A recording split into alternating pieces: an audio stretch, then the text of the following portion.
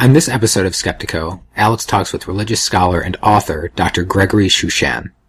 I think it is kind of an important issue because the one thing that does strike me a lot is when you look at the contemporary near-death experience accounts, overwhelmingly what these people say, beyond all the kind of scholarly chit-chat, is, hey man, it's about love. It's about this kind of indescribable but universally relatable feeling of love. You know, that's what it's about. Forget everything else. It was about love. That does seem to come through universally, and I think that has a strong moral kind of message behind it. I think it does in some ways. A lot of Native American accounts, they're sent back in order to tell people about the glories of the afterlife. Oh, and there are also many accounts of where some kind of tradition or ritual is changed, and those are often changed for the better. So, against sacrifice or something like that. And I have a new belief because I was told, that stuff's changed. Yeah, there might not always be specifically love as a concept expressed in these texts, but it is often a change for the better. A sense of renewal of the afterlife is always seen as a place of wisdom. There's always people undergoing ritual bathing and purifications and that kind of thing. So I think it's definitely related, even if the word love or a comparable word isn't always used. Stay with us for Skeptiko.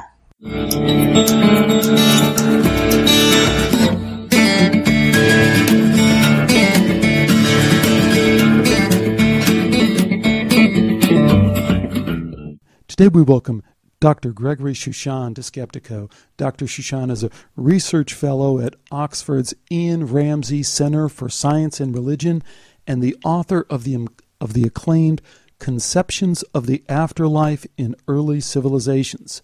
He's here to talk about, among other things, what he's learned about near-death experience from a cross-cultural perspective. Gregory, it's great to have you on Skeptiko. Thanks so much for joining me. Well, thanks for asking me, Alex. It's great to be here. So you were introduced to me and recommended to me by a couple of different Skeptiko listeners to kind of fill in some of the gaps and some of the arguments we've been having with folks about NDEs from a cross-cultural perspective. And then when you sent me some of your work and I dug into it, I found that you're really going way much further beyond the kind of simple, is there a cross-cultural phenomena associated with near-death experiences? So maybe you better back up and tell us a little bit about your background and the really the scope of the questions you've examined in this area. Okay, sure.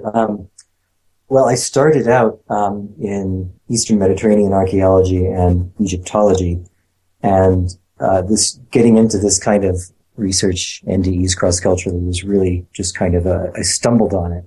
I was reading Egyptian afterlife texts, the Book of the Dead and the coffin texts and pyramid texts, and just started thinking about them in terms of NDEs. I just started seeing similarities in them to NDEs. And then I remembered a book by Carol Zaleski called Otherworld Journeys, where she looks at medieval European visionary texts about usually monks going to afterlife realms and coming back. And she looked at those in relation to NDEs, and I kind of thought, if there's a similarity with the ancient Egyptian texts and with European medieval afterlife texts and modern near-death experiences, what's going on here, basically. So I did a project comparing Egyptian and Vedic Indian afterlife beliefs in the context of NDEs, and then just that kind of snowballed, and I added on ancient China, Sumerian and Old Babylonian Mesopotamia, and Aztec and Mayan Mesoamerica. Hey, Gregory, before I ask you a question, is there a fan or something that's going on in the background? Oh, it is my computer fan. I don't know if there's okay. anything I can do about that. It kind of comes and goes, huh? A little bit. Yeah. Now it's not doing it. Okay. Okay. There's. I can move away from it a little more. All right, let's try that. It's, We'll just do the best we can. Okay. So So then, what drove you? So you started with the Egyptian Book of the Dead and other accounts. What were you thinking as you went from one to the other? How much of a background did you have on modern, current day near-death experience research? Was this kind of a aha here? It's all right here in history as well, or how did that kind of evolve your understanding of it? Yeah, it was a fairly casual familiarity with near-death experiences. I'd kind of glanced at Raymond Moody's Life After Life, and just kind of always interested in that kind of thing, but not from an academic level. I've been interested in lucid dreaming, and when I was a kid, I had all these books about weird phenomena and things like that. But it just kind of triggered something, not so much on a level of, well, maybe if these ancient texts are describing similar types of things, and maybe that means they're true. It was more along the lines of, why are they describing things that are similar to near-death experiences? Are they having those kinds of experiences themselves? Right. And so I'm sorry, then continue on. Where did this research take you next? Well, I guess I should back up a little bit and make clear that almost all the texts that I was looking at in these ancient civilizations, they're not documentary texts where there's a specific historical individual who's referred to as having an entity and coming back. It was really religious beliefs in an afterlife. So essentially, I was trying to understand why those beliefs in an afterlife across cultures could have this certain set of similarities, and realized that the same set of similarities corresponded to 9 or 10 elements of near-death experience. So that's when I started thinking, this can't really be a coincidence. So I could explain the similarities by reference to a consistent experience, but you can't really look at it the other way around by saying that all these societies had similar beliefs and they all must have resulted in a similar kind of experience, if you see what I mean. Because it's a chicken and egg kind of question. Of course. And then this is kind of interesting because it kind of gives us a little bit of a window into the world of scholarly, cross-religious, I guess the kind of stuff that someone in the Department of Religion would do, or look at it from these kind of perspectives then, right? So this gets back to your grounding in terms of being a religious scholar. Is that? Well, one would think so, but actually, at first I was in archaeology. I was at the Institute of Archaeology at University College London. And surprisingly, they were very open to this kind of work, even though archaeology is much more of, at least, supposedly a very scientific sort of pursuit. It was only when I moved over into religious studies that I started seeing that this kind of thing just isn't really done. It's pretty frowned upon. And I mean, at the department I was, which was the University of Wales in Leicester, they were very open-minded, and they have a research center for religious experience and things like that. But in the broader field, there was just really a lot of theoretical opposition for a number of reasons. And the first being that you're not supposed to do cross-cultural comparison anymore. That's because this notion that all religions and all cultures are unique, religion being a cultural phenomenon rather than anything else, and therefore there's nothing really objectively to compare. You may as well compare one society's beliefs to another's politics. That's how different they allegedly are. Interesting. Fascinating. Yeah, and this is because it's a kind of understandable reaction to theological studies where early in religious studies, a lot of cross-cultural comparisons held Christianity as the kind of top layer, with Egyptian down at the bottom, forming this pyramid going up to the divine truth and all that. And so there were a lot of errors made in cross-cultural comparison in the early days, and a lot of very sloppy methodology, a lot of overgeneralizations, with people saying, for example, everybody in the world believes in an afterlife and it's all the same, when that's just not the case. So because of all that, it just got a really bad name, and the sort of postmodernist influence reaction is we don't compare anymore. We don't do that. So right. That's really fills in one of the gaps that I had in looking at the very interesting research paper that you sent me that's soon to be published in Method and Theory in the Study of Religion, a journal I, of course, have never heard of before you sent it to me. But as we were chatting about a little bit before the interview began, what struck me was that you had to start from the standpoint of defending the idea that there is such a thing as a religious or mystical experience at all. And it struck me as, wait a minute, this would seem to be, I would have assumed that it's the exact opposite of that, is that the assumption is that, yes, of course, we understand that people are experiencing these things and we can call it what we are, but call it what we like. But for the most part, it'd be commonly accepted that they are mystical, they are religious. And yet there's seems like a hostility to that idea. Can you dig into that a little bit for us? Sure. Yeah, that was the other sort of huge methodological error that I allegedly make in my work. Not only do I compare cross-culturally, but I am open to the idea that there can be an experience which cross-culturally is commonly interpreted as being religious, which is a very roundabout academic way of saying a religious experience. And again, that's the hostility or opposition to that idea is very similar to the one about cross-cultural comparison in general, because if you say that there's some kind of universal experience which is religious, then that kind of leads or starts leading to the idea that maybe those experiences might have some kind of root in some divine reality or God or whatever kind of terminology you want to use. From my perspective, it doesn't. I think there can be experiences that generally people think are religious, but they don't necessarily have any kind of divine origin. I'm not saying that they don't, but I'm not saying that they do either. That's almost like a side argument to the work that I'm actually doing. Well, it's the ultimate catch-22. It's like, right. Okay, do your religious studies, do your study of spiritual experiences, but know that there isn't any God and there isn't any real spiritual experience. So whatever you find is somehow not valid. Right. You have to reduce everything to culture, but then the problem is when you see similarities cross-culturally, how do you explain that? And so their answer is that there are no similarities cross-culturally because there can be none. And if you see any, then that's all in the scholar's mind, essentially.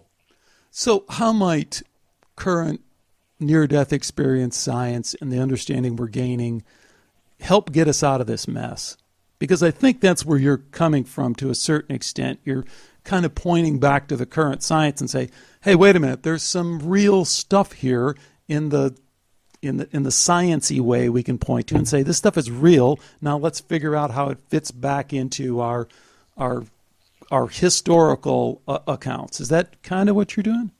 Yeah, that's a good summary. I mean, there's sort of two branches of the science, and there's the science of people like Peter Fenwick and Sam Pardia and Pim Van Lommel who are doing these studies where they're placing symbols above eye level in cardiac arrest wards and hoping people to float out of their bodies and be able to identify them. So there's that kind of thing, but I'm kind of more on the social science end of things, where I do look at what I'm doing as science because it's a scientific comparison, looking at historical texts and trying to find out what is actually in these texts, what these people are saying, rather than starting with some philosophical assumption that I'm supposed to have as a 21st century Western academic, and then imposing that on the text that I'm looking at.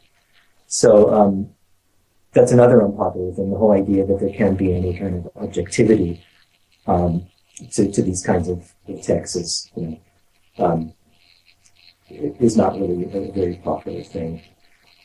So your hands are tied every which way, But yeah. it does seem like a kind of a really interesting twist to say, well, we can be grounded in what we're discovering from current accounts, And I think Samparnia and Peter Fenwick and the little things above the bed are fine. But I think the broader a broader understanding of near-death experience science that includes, good, solid medical surveying, which, as anyone knows, is really the bedrock of medicine. If you want to go study someone's pain or someone's depression, you ask them questions and you say, what happened? And we have a very scientific way of doing that. So I almost think that's the other part of this, right, is you have some grounding in that kind of research, a little bit softer science, but the results of that are pretty overwhelming in terms of the reality of a phenomena, being the near-death experience phenomena,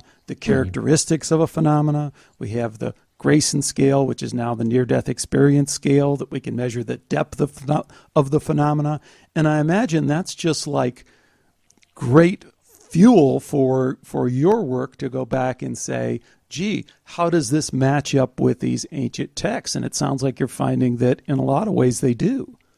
Absolutely, yeah. And in my current research, which is looking at indigenous societies around the world, mostly native North America, Africa, and the Pacific, looking at their afterlife beliefs in relation to near-death experiences in a much more focused way, because there are so many accounts of near-death experiences from these societies that I can look at them and then look at how they compare to their afterlife beliefs. So it's almost a reverse process to how I did it before, a lot less speculation.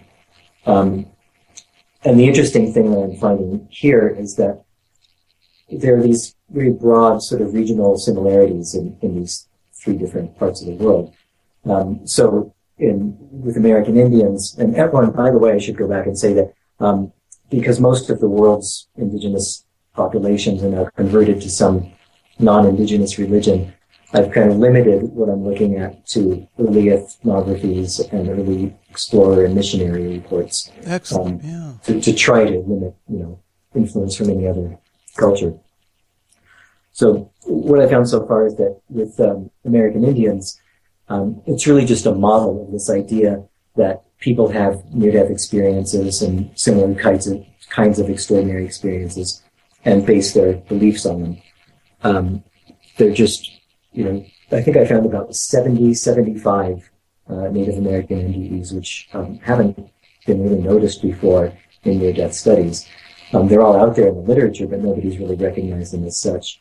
And of those about 75, there's over 20 where the people themselves, the informants speaking to the ethnographers or missionaries, actually say, and this is where we got our afterlife beliefs.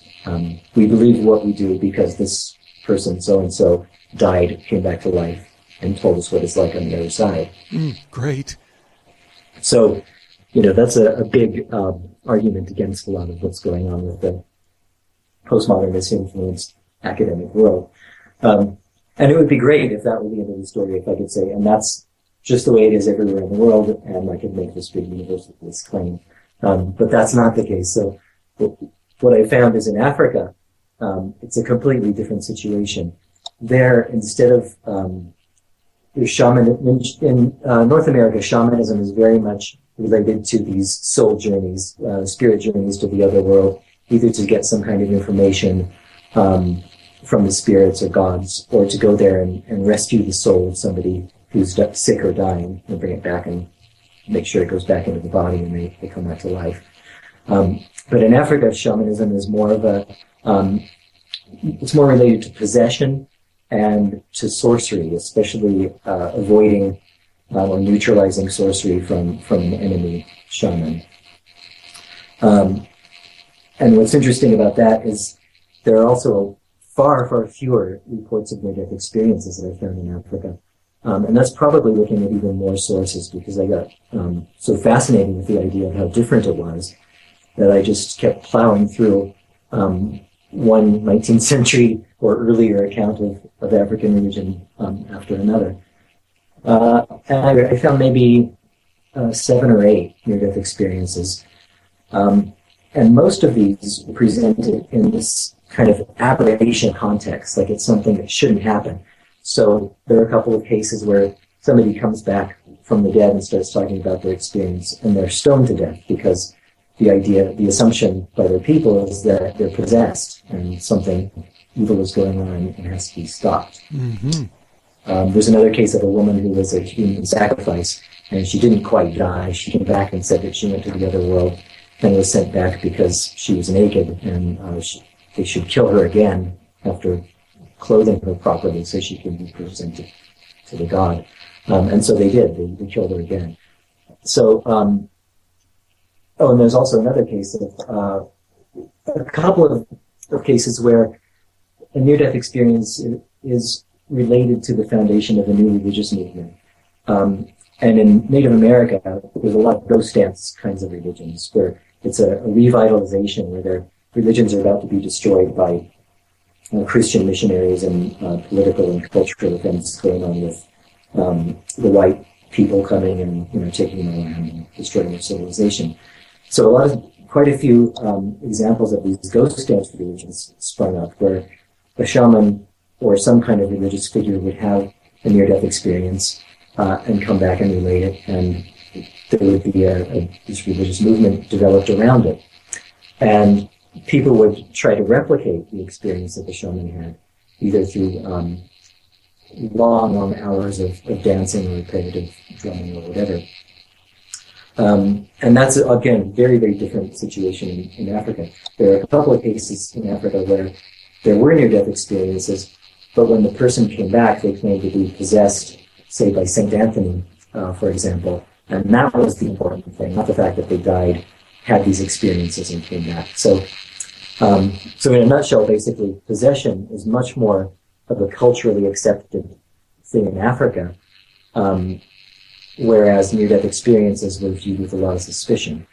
So that's why not only do you not have many accounts of near-death experiences in Africa, but their afterlife beliefs just aren't really the same as they are in North America. One exception to that is Bantu societies, which is interesting. There are more Bantu NDEs than any other region of Africa. There's more speculation about the afterlife in Bantu societies, and correspondingly more myths about journeys to afterlife realms and returns. So that's like the exception that proves the rule. Well, that is just fascinating, isn't it? And it raises so many more questions that it answers. And that seems to be the case from what I've seen about near-death experience phenomena in general. We spend so much time trying to overcome this incredibly moronic cultural bias and scientific paradigm dogmatism that ties us to materialism. And it's like we're battling, no, it's not that, no, it's not that.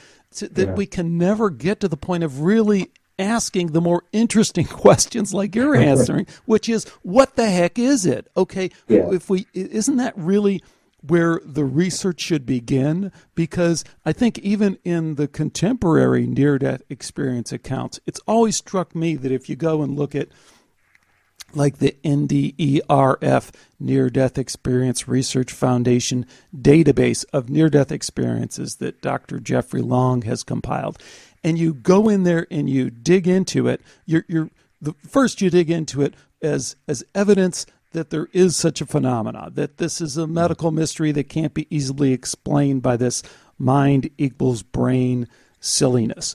But once you get past that and you say, okay, we have the evidence, then you have to deal with these accounts, and they're all over the place. I mean, they're just contradictory and they're bizarre in some ways. And to try and find some line through that says, this is what this phenomena means from how should I live my life, or what really is the nature of the afterlife, it gets really murky. And it sounds like you're kind of finding the same thing. I mean, can you find a line to walk through there, or do you think that's not even something we should try and do? Well, I think one of the main issues... The question here, let me rephrase that, because it was a terrible question. The average person is saying, okay, what does this mean? What does this mean for my religion? or forget my religion. What does it mean for my own personal spirituality? What's going to happen to me after I die? That's really a question we're all dancing around. So how can this research help nudge us a little closer to that? Right. Let me just back up for 1 second before getting to that one. Just to clarify that an interesting thing about NDEs across cultures is not only the similarities that they have, and even in the ones in Africa that do exist, even though there are very few, they are relatively similar to Native America, Pacific, or elsewhere. But the interesting thing, besides the similarities, is the differences. So it's not that, as you said, there are these pretty bizarre accounts. I remember seeing one about Jesus riding a chariot in the form of a centaur or something, and a man with his heart beating outside of his chest and hair in the shape of a bishop's hat. Those are just like two bizarre ones that stand out. So there are a lot of differences across cultures. Obviously, there are different kinds of entities that are met, different identities ascribed to them, whether it's a particular ancestor or the Buddha or Jesus or whoever. Alan Kelly here has done research on the tunnel experience and has basically showed how the experience of moving through a tunnel is a very Western thing. But what does seem to be more common is moving through darkness. It's just in the West we interpret that as a tunnel. And then there are some people just experience certain elements, some people don't. The life review is fairly rare. Some people think that maybe it's the depth of the experience, that maybe if you're dead longer, you'll have a life review, and that kind of thing. So that's where culture comes in. So what I'm trying to show in my work, that there is this background, essential, universal experience, but when we're having an experience, we don't suddenly stop being an enculturated individual human being living in a certain place in a certain time. So we're still experiencing an NDE, as a enculturated person with certain beliefs and all that. And then obviously when we tell people about it and write it down, and if it becomes part of our belief systems, then that's obviously a very culturally situated thing. But isn't that even a little bit tricky? Because some of these near-death experiences seem to extend beyond someone's current culture. They seem to extend beyond someone's current lifetime in some cases. So isn't that even kind of a tricky terrain to navigate? Absolutely, yeah. I think that's a really good point. And in fact, there are a lot of experiences that are experiences of atheists, very young children who have either no prior beliefs or totally opposite beliefs to what they actually experience. But we still have all this information and knowledge floating around in our heads. So I'm not saying that we're creating the experience. I'm just saying we act as filters for it. And I don't think we can get rid of all of the clutter. Maybe there are moments during the experience that is like a pure consciousness event where there is no content going on in the mind. But overall, when we come back and we have to explain what this experience was like, we don't have any language other than the language that we have, basically, to explain it. So we're going to use metaphors, we're going to use symbols, and those are all going to be drawn from our culture and language. But to get back to the question of, the reality of these experiences, the metaphysical reality and people, how people should live their lives and what they should believe. I think that the difficult thing about my work specifically in relation to that question is that it could actually be used to support either the theory that these are genuine experiences indicating a real afterlife and metaphysical reality beyond our reality, or it could be used to support the whole dying brain physiological hypothesis. And I think that's the problem in general with cross-cultural similarities of NDEs. They can be used in either way.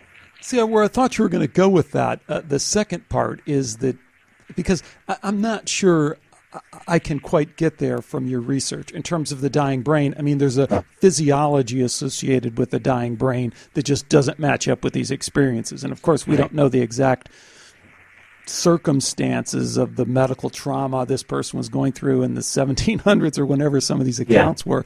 But we know from contemporary accounts that doesn't fit, So we have somebody who experiences drowning and they have a prolonged kind of gradual reduction of blood flow to the brain, and they experience it exactly the same way as someone who jumps off the Golden Gate Bridge and isn't in any real physical trauma, and yet they have similar experiences. And then we have cardiac arrest, and we have amnesia, or we have people who are under anesthesia and people who aren't under anesthesia. So I think when you look at that broad, the broad diversity of medical conditions, it seems to me that informs your work and says, hey, dying brain would be kind of the last thing that I'd layer on there. Right. But where I thought you were going is, I think it can be used maybe to say there isn't any reality to an afterlife that would have any meaning in any religious sense or really any spiritual sense, that it's just kind of a grab bag. So something's happening there, but there's nothing to hold on to in terms of having any specific religious or even moral kind of beliefs. I'm not sure about that, because I think a really important thing about these experiences across cultures is that they're always, and I use that term cautiously, or I guess almost always, interpreted as just what they seem to be, being this is what happens when you die. Yes. So, and, thereby also apparently demonstrating that when you die, you can leave your body, there's dualism, that there's an afterlife, and all these things. So, and then as far as morality goes and ethical systems and things like that, those are very culturally situated. So, in one society, people who die in battle, women who die in childbirth, and suicides will get a better afterlife than everybody else because they lived an exemplary life according to that particular culture. So there are still often ethical systems related to NDEs and afterlife beliefs, even though those ethics are situational depending on the culture. So there might not be one particular objective morality universal to everybody in the world, at least as far as we can gain from NDEs. But it does seem to have relevance to those kinds of beliefs. That's a very interesting point to me, because I think from the contemporary NDE accounts, it does seem that you can tease out some kind of morality play there, that certainly beyond the reductionistic, kind of there's no meaning to anything, there's no good, there's no bad, it's all meaningless kind of thing. Right. And there's definitely meaning there. And then I guess going one step further and saying, is there a morality? Is there a universal good there? That I don't know. What is your take of both contemporary accounts and then I guess where you're really pointing to and saying, whether there is or not in contemporary accounts, you're having a harder time finding that in the kind of historical accounts across cultures. Is that what you're saying? Yeah. Yeah, I mean, I guess you can, as you said, tease out a certain kind of, obviously, a leaning towards good rather than bad, and right. and good is often similar between cultures, and bad is often similar. So I don't know, hammering a spike into your hand and nailing it to your desk is bad, probably in every culture. But having a good family and enough to eat is good. So there are certain behaviors that go along with the desire for a good and a bad life. Because I think it is kind of an important issue, because the one thing that does strike me a lot is when you look at the contemporary near-death experience accounts, hey, overwhelmingly what these people say, beyond all the kind of scholarly chit-chat, is, hey, man, it's about love. It's about this kind of indescribable but universally relatable feeling of love. That's what it's about. Forget everything else. Forget about the the chariot I was on and my hair shaped as a Pope's hat or whatever. It was about love. That does seem to come through universally, and I think that has a strong moral kind of message behind it. How does that relate to what you're finding cross-culturally? Does it fit or does it not fit? I think it does in some ways. A lot of Native American accounts, they're sent back in order to tell people about the glories of the afterlife.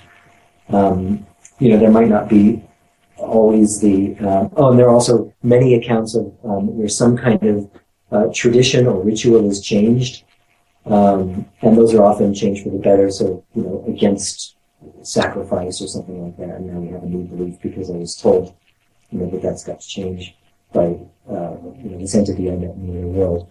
So, there might not always be specifically love as a concept expressed in these texts, but it is often a change for the better. A sense of renewal of the afterlife is always seen as a place of wisdom.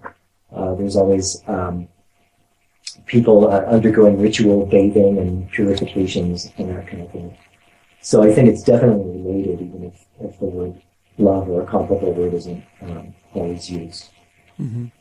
We've touched on this a little bit, but I was wondering if we could kind of pull it out more directly.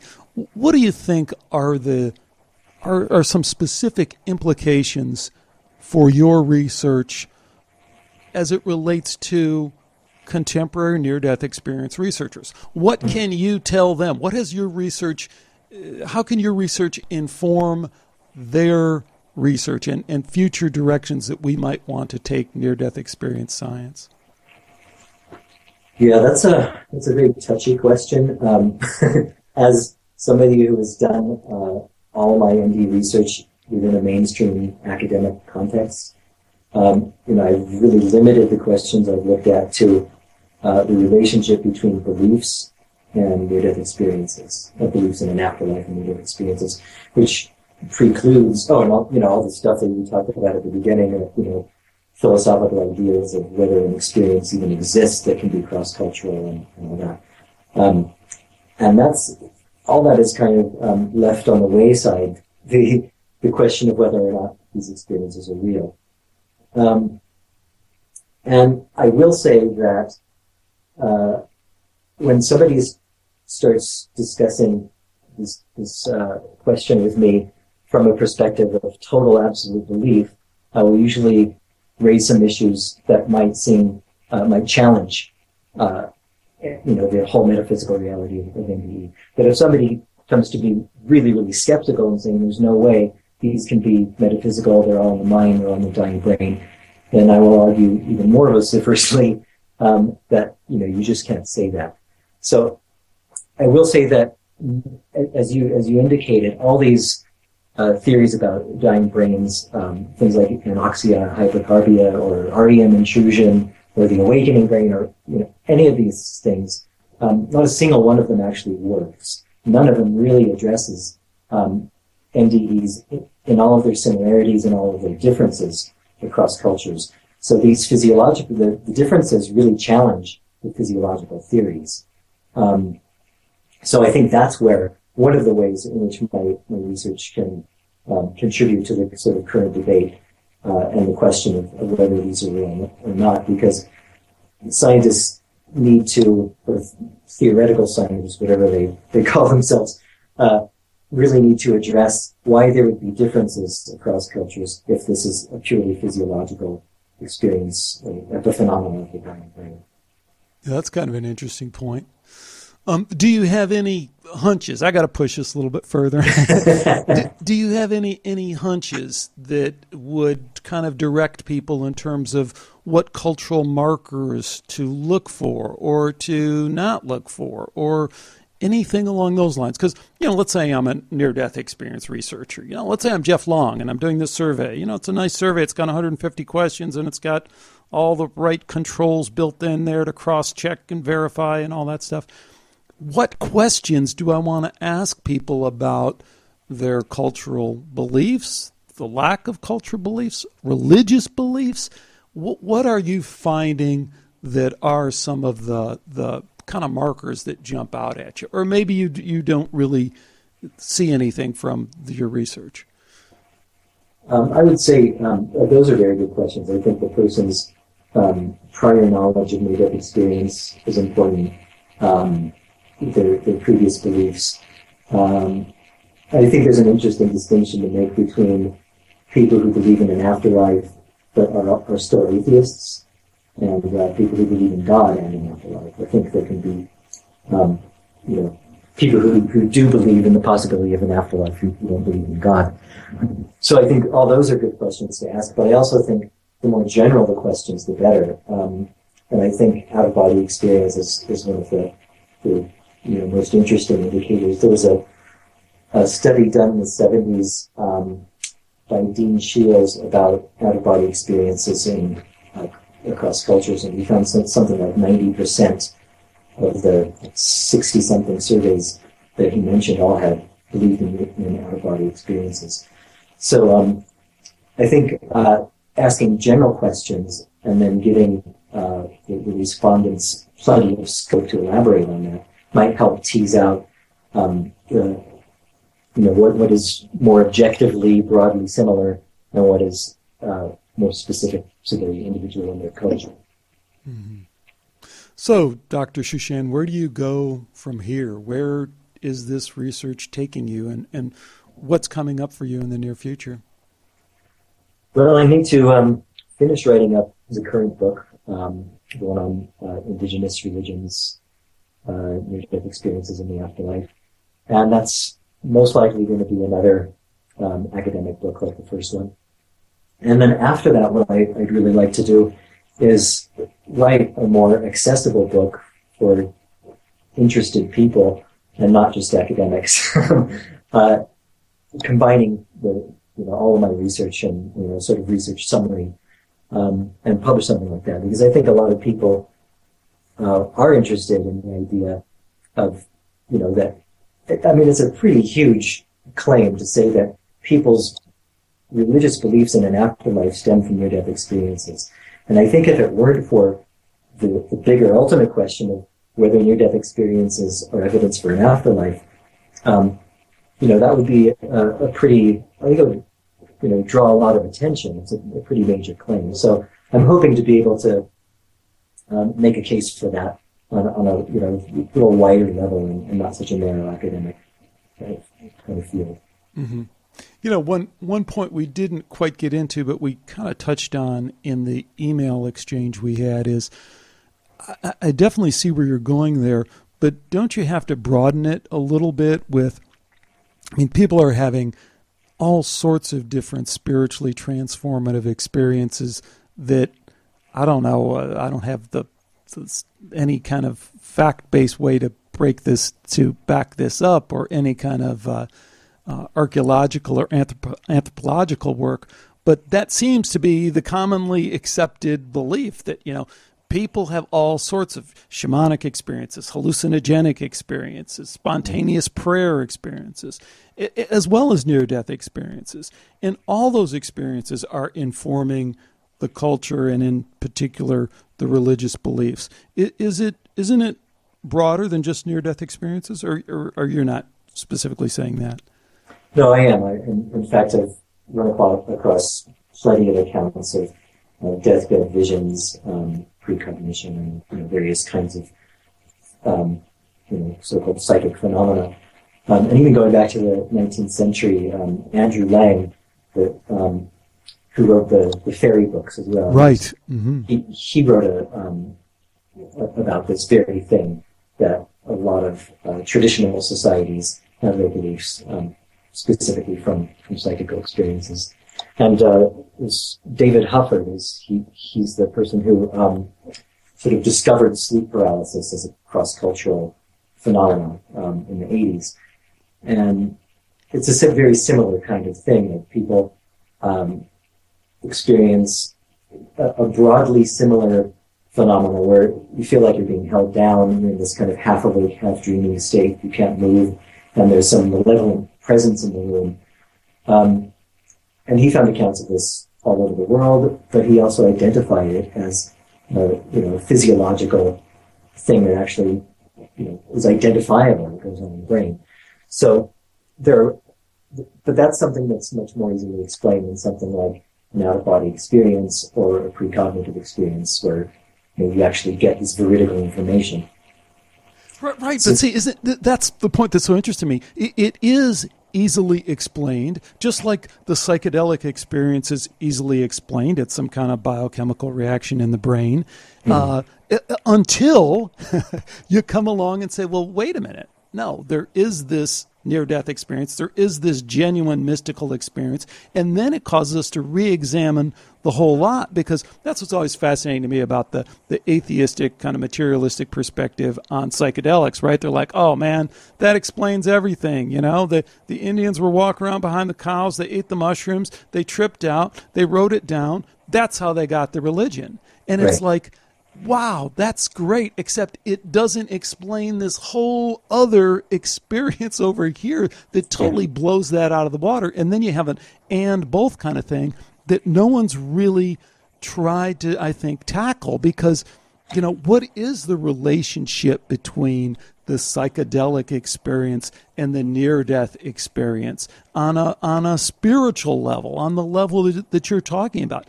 I mean, that's the work that I think we really have to do, because, a lot of people in the near-death community or in the spiritual New Age community, I hate to say New Age, everyone hates that, but in the spiritual community, have a hard time with the psychedelic experience, right? They say, oh, no, that's induced. That isn't natural. God didn't come down and really talk to you because you were eating that root or that mushroom. And that has to be re-examined as well, right? Yeah, and it's the same with what I'm doing now, that there's shamanic experiences, especially in maybe North America, where they're either a result of drugs or repetitive drumming and dancing and all that, which then results in very similar experiences to a near-death experience. And the shaman leaves his body and he goes through various transitions and barriers and goes to the other world and basically replicates an NDE. So the question is that the same experience as an NDE, even though it's essentially culturally induced and deliberately replicated, whereas an NDE is spontaneous.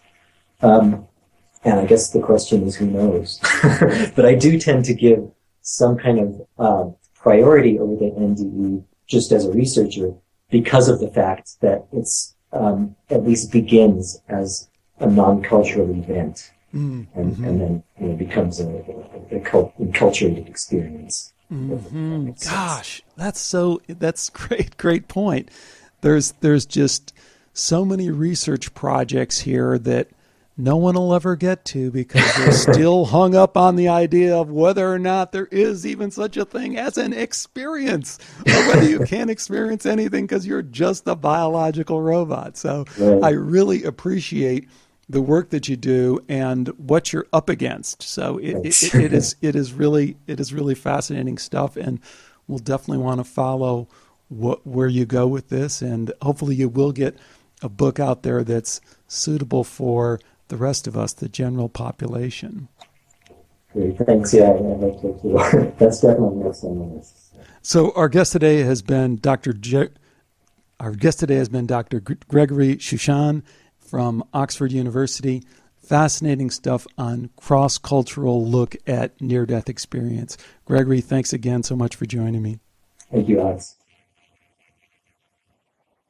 So there's one question I'd like to tee up from this interview, and it has to do with this topic of universal morality and love, which I think is something that is so often overlooked in this research, but is really undeniable, because it comes through again and again in all of the contemporary near-death experience research that we're exposed to. So I guess here's the question I'd tee up. Do spiritually transformative experiences, including near-death experiences, suggest that there's a universal morality, that there is love as we think of it, a good that we can move towards or maybe even are drawn towards? So that's the question. I'd love to get your thoughts on it. Of course, the place to do that is through the Skeptiko website at skeptiko. From there, you can jump on over to the forum and join the conversation there, or leave a comment right there in the comment section of the website. You can Facebook me or send me an email, as always, and I'll try and get back to you just as soon as I can. A couple of announcements. We have a number of interesting shows coming up and a couple of new twists on shows along the lines that we've discussed previously here. So all that's in the works, and it's, I think, coming out nicely. We'll see how it evolves. Also, I wanted to let you know that my book, Why Science is Wrong About Almost Everything, is chugging along. I'm enjoying still doing interviews on that, and I post those interviews over at the whyscienceiswrong.com website.